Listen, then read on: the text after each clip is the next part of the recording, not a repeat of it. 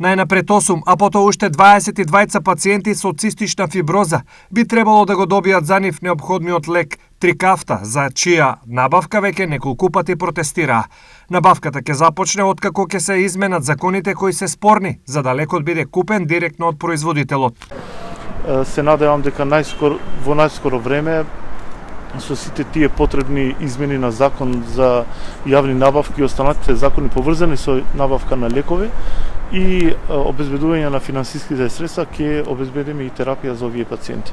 Од владата не даваат писмена гаранција дека лекот ќе биде набавен, како што тоа го побараа од Сдруженијето на цистична фиброза, но велат дека нивниот збор е доволна гаранција. Ќе наоѓаме решение за овој лек да се набави за тие што имат потреба.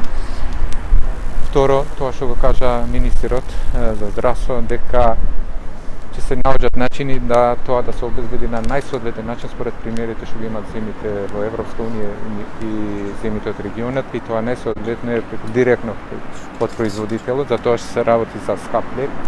Ова сепак не го одложи за утре најавениот протест на болни од цистична фиброза, кои се категорични дека немаат време за чекање и лекот на нив им е потребен итно.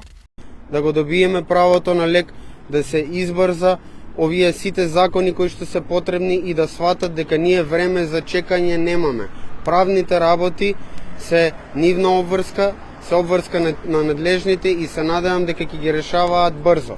И после протестот ќе продолжат инсистирањата, ќе продолжат официјалните барања до Министерството за здравство, до Министерството за финансии, до фондот и до владата да има решение. Јас би сакала да порачам надлежните кога ќе ги носат наредните одлуки, да земат една сламка, цевчи и да дишат низ неа за да ја сватат итноста на нашата состојба.